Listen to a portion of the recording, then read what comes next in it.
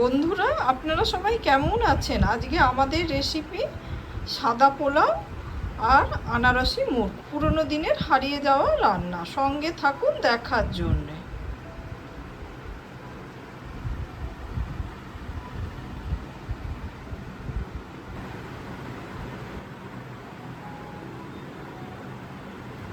এক বাটি গোবিন্দভোগ চাল নিয়ে নিলাম। চালটাকে আমরা 3-4 বার জল বদলে বদলে ধুয়ে নেব। যতক্ষণ না জলটা স্বচ্ছ হচ্ছে ততক্ষণ আমরা জলটা বদলে যাব। চালেতে কিন্তু প্রচুর নোংরা থাকে। 1 চামচ ঘি দিয়ে দিলাম। অল্প করে আমি সাদা তেলও দিয়ে দিচ্ছি। আপনার যদি মনে হয় পুরোটা ঘিয়েও করতে পারেন। তেল সহ ঘিটা আমাদের গরম হয়ে গেছে, তাতে আমি কাজু আর কিশমিশটাকে ভেজে নিচ্ছি।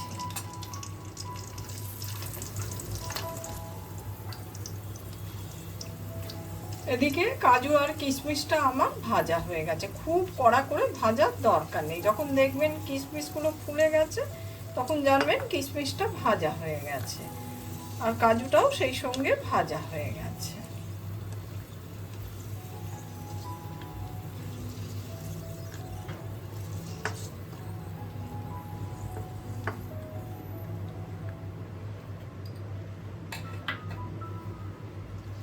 একটা তেজপাতা আর হোল গরম মশলা দিয়ে দিলাম।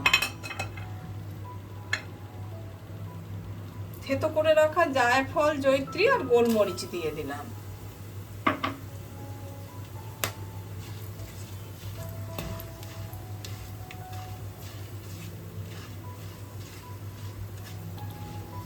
গরম মশলা থেকে যখন একটা সুন্দর গন্ধ বেরোবে তখন জানবেন যে হয়ে গেছে গরম মশলাটা।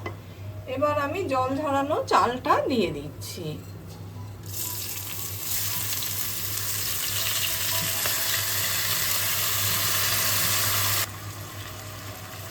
পরিমাণ মতো নুন দিয়ে দিলাম। চালটাকে কিন্তু এবার ভালো করে ভাজতে হবে। এদিকে চালটা কিন্তু আমার খুব ভালো করে ভাজা হয়ে গেছে। এই দেখুন, কড়াই থেকে পুরোপুরি ছেড়ে যাচ্ছে, আর একদম একটা ঝরঝরে ব্যাপার হবে। তখনই জানবেন যে চালটা পুরোপুরি ভাজা হয়ে গেছে। চালটা খুব ঝরঝরে করে ভাজা হলে পোলাওটাও কিন্তু ঠিক অতটাই ঝরঝরে হবে। এই বাটির মাপে আমি 1 বাটি চাল নিয়েছিলাম, তাই 2 বাটি জল দিয়ে দিচ্ছি।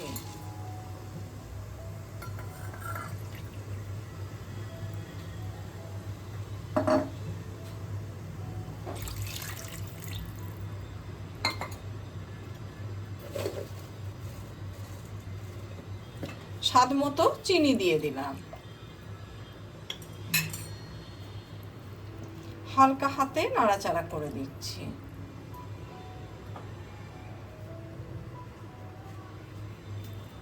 গ্যাসের ফ্লেমটা কিন্তু প্রথমে আমরা হাইতে রাখবো। 10 মিনিট হয়ে গেছে, আমি ঢাকাটা খুলে দিলাম। জলটা এদিকে আমাদের প্রায় টেনে গেছে। আমি 1 চামচ কেওড়া ওয়াটার দিয়ে দিচ্ছি আর 1 চামচ রোজ ওয়াটার দিয়ে দিচ্ছি।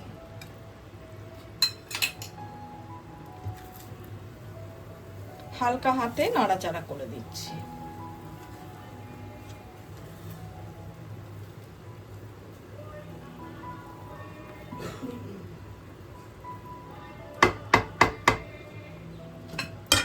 আবার আমি ঢাকা দিয়ে দিয়েছি। 5 মিনিট বাদে আমি ফেরত আসছি। আরো 5 মিনিট হয়ে গেছে। এবার আমি ঢাকাটা খুলে দিচ্ছি। ওপর থেকে আমি আরো 1 চামচ ঘি ছড়িয়ে দিচ্ছি। লাস্টে 1 চামচ ঘি দিলে তাতে গন্ধটা কিন্তু খুব বেশি ভালো হয়। সেই সঙ্গে ভেজে রাখা কাজু আর কিশমিশটা আমি ছড়িয়ে দিচ্ছি।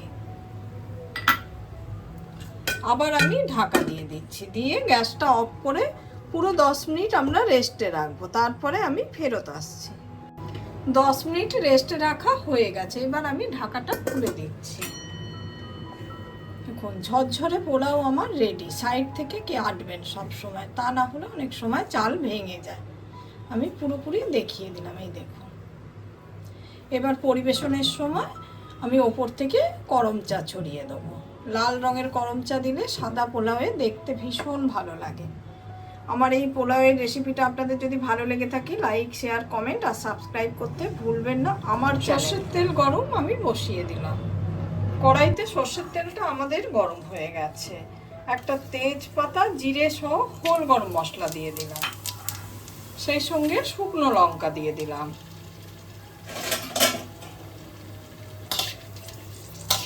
ফোড়নটা থেকে যখন একটা সুন্দর গন্ধ বেরোবে তখন জানবেন যে ফোড়নটা হয়ে গেছে। এবার আমি কুচনো পেঁয়াজ দিয়ে দিচ্ছি।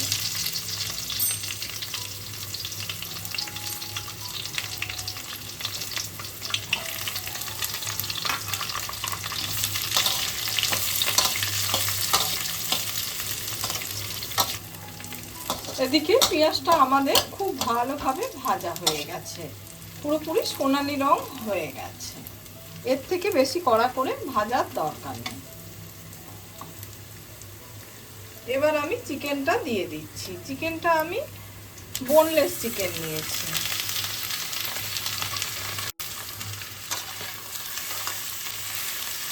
আর মিডিয়াম পিস করে কেটে নিয়েছি। এবার এটাকে ভালোভাবে আগে চিকেনটাকে ভেজে দেব। এদিকে চিকেনটা আমাদের ভাজা হয়ে গেছে। আমি হলুদ আর কাশ্মীরি লঙ্কার গুঁড়ো দিয়ে দিলাম। এবার আমি জিরে, ধনে, আদা, রসুন আর কাঁচা লঙ্কা বাটাটা দিয়ে দিচ্ছি।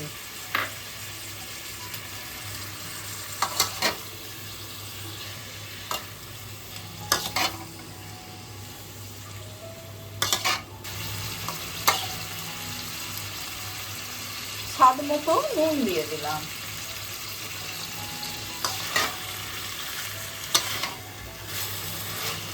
কড়াইতে তেল ভেসে উঠেছে। চিকেনটা আমাদের খুব ভালোভাবে কষানো হয়ে গেছে।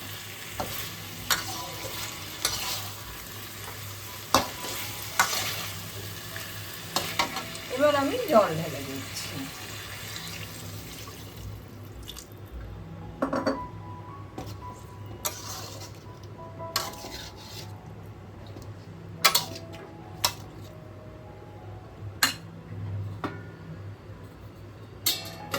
এদিকে আমি একটা আনারস নিয়ে নিয়েছি। আনারসটাকে পরিষ্কার করে ধুয়ে কেটে নিতে হবে। এদিকে মাংসটা সেদ্ধ হতে হতে আমরা আনারসটাকে কেটে নিচ্ছি। একটা ছাদ দেখে নাইফ নিতে হবে।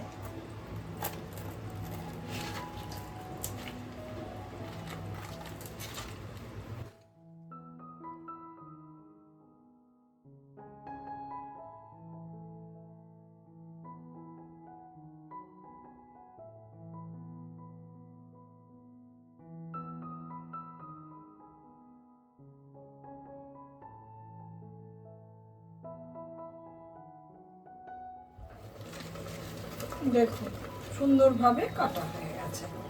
এবার নাইফের সাহায্যে আবার আমরা ওই রকমভাবে কেটে স্কুপ করে নেব।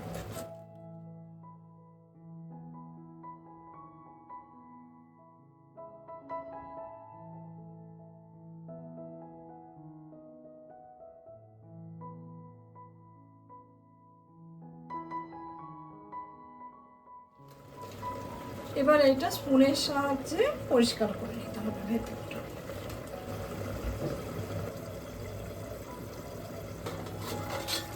মাঝে ঢাকাটা খুলে একটু নাড়াচাড়া করে দিতে হবে। এদিকে চিকেনটা আমাদের প্রায় হয়ে এসেছে, আর একটু গা মাখো হয়ে গেলেই এটা নামিয়ে নেবো আমি।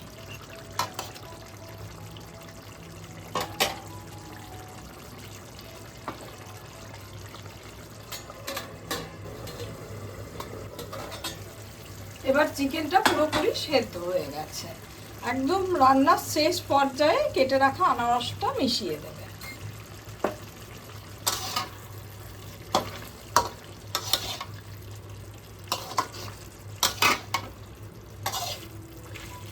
হালকা হাতে নাড়াচাড়া করে দেবে।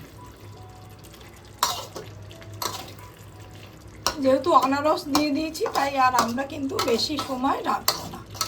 রান্নাটা আমার পুরোপুরি হয়ে গেছে। আমি যখন পরিবেশন করব সেটা আমি দেখিয়ে দেব।